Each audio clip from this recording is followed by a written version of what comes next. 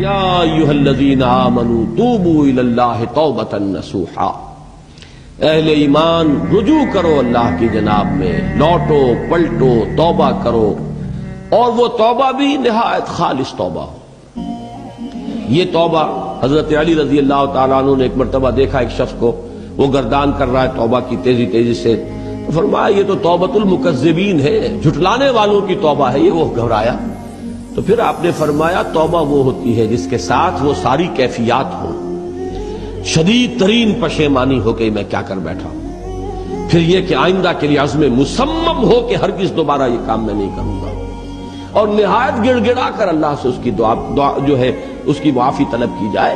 یہ قلب کی گہرائیوں سے جب تک یہ توبہ نہیں نکلے گی یہ توبہ نہیں ہے۔ تو توبۃ النصوح، یہ نصح کا لفظ جو آتا ہے عربی زبان میں، یہ ہے کسی شے کے خالص ہونے، کوئی اس میں ملاوٹ نہ ہو۔ توبۃ النصوح، یہ توبۃ النصوحہ، خالص توبہ کرو، تو دل کے ایک گہرائیوں سے توبہ کرو، اور صمیم قلب سے توبہ کرو، عزم مصمم کے ساتھ توبہ کرو کہ پروردگار جو خطا ہو گئی ہے بخش دے، آئندہ تیرے کسی حکم کے خلاف کوئی حرکت نہیں کروں گا، خاص طور پر وہ خطا جو معین ہے اس کے بارے میں تو تعین کے ساتھ فیصلہ ہو کہ دوبارہ نہیں کروں۔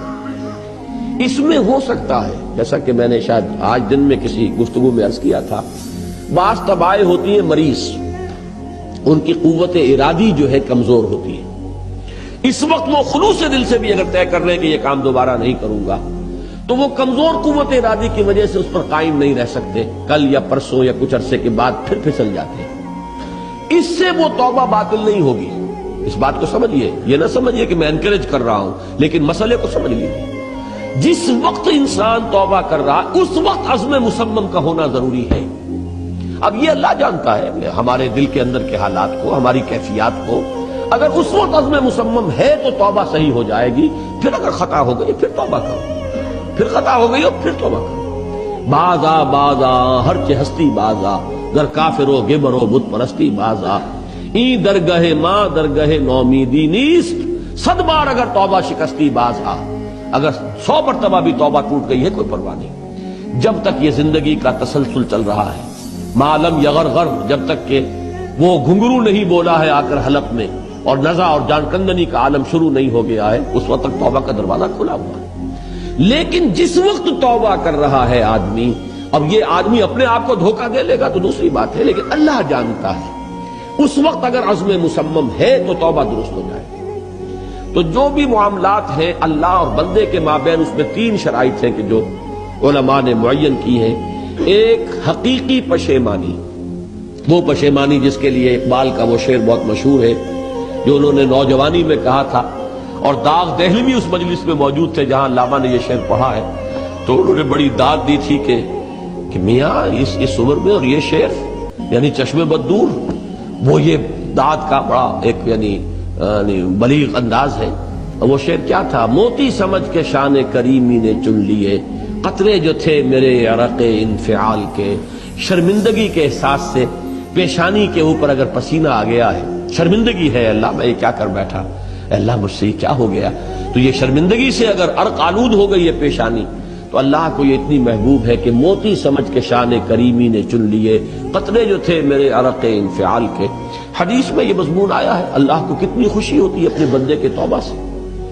بائبل کی ایک سٹوری جو ہے دی پروڈیگل سن، وہ آپ کو یاد ہوگی کہ ایک شخص کے کئی بیٹے تھے، اکثر جو تھے سارے بڑے فرما بردار، بڑے عمدار، سعادت مند کام کرنے والے، ایک تھا نٹکھٹ قسم کا شریر، وہ اپنی دولت بھی بٹوا کے لے گیا، اور پھر وہ بہت سال کے بعد آیا ہے تو سخت یعنی فقیری کے اور قلاشی کے عالم میں باپ نے واقعی سب سے توجہ ہٹا کر اپنی ساری محبت کا مرکز پھر اس بچے کو بنا لیا، اپنے بیٹے کو۔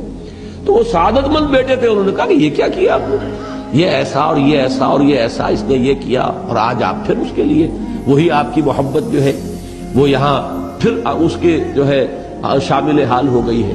تو انہوں نے کہا کہ تم دیکھتے نہیں کہ اگر کوئی چرواہا ہو اور اس کی اگر 100 بھیڑیں اور بکریاں ہیں، تو اگر کوئی بھیڑیا کسی ایک بکری کو اٹھا کر لے جائے تو وہ 99 کو چھوڑ کر اس کے پیچھے بھاگتا ہے اس کو بچانے کے لیے۔ جو میرے ہیں وہ تو ہے ہی ہے، جو مجھ سے دور چلا گیا تھا وہ اگر لوٹ کر آیا ہے تو در حقیقت یہ ہے میری توجہ کا اور میری محبت کا سب سے زیادہ مستحق۔ یہی معاملہ اللہ کا. یہ در حقیقت ایک پیرابل ہے، ایک کہانی ہے جس میں اللہ کی وہ شفقت جو ہے اپنے گناہگار بندوں کے جو شامل حال ہوتی ہے جب وہ توبہ کرتے ہیں، جس کے لیے حدیث میں آخری بات بیان کر دی گئی کہ تصور دیا گیا ہے کہ ایک لق و دق سے راہ میں ایک شخص سفر کر رہا تھا، ایک ہی اونٹنی سواری کی، اسی پر اس کا راشن بھی تھا، پانی بھی تھا.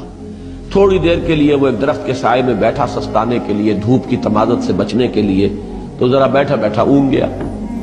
اب جو آنکھ کھلی تو دیکھا کہ اونٹنی غائب ہے، اس کا سفر کا ذریعہ وہی، پانی اسی پر، راشن اسی پر، گویا کہ کل زندگی کا ذریعہ جو ہے وہ اونٹنی تھی اس کی. لقو دق سے رہا ہے، کہاں جائے، کہیں پانی نہیں، کچھ کھانے کے لیے نہیں. دیوانہ وار دوڑتا ہے دائیں بائیں ادھر ادھر اونٹنی کو ڈھونڈنے کے لیے، کہیں سراغ نہیں ملتا. تو وہ اب موت کے انتظار میں درخت کے نیچے آ کے بیٹھ جاتا ہے. مایوسی کی انتہا، موت کا انتظار کہ اچانک دیکھتا ہے کہ اونٹنی تو کھڑی ہوئی ہے. تو اب اس پر شادی مرگ کی کیفیت طاری ہوتی ہے. وہ کہنا تو یہ چاہتا تھا اللہ میں تیرا بندہ ہوں تو میرا رب ہے، کہہ یہ جاتا ہے کہ اللہ تو میرا بندہ میں تیرا رب ہوں. زبان لڑکھڑا گئی ہے اس خوشی کی شدت کی وجہ سے.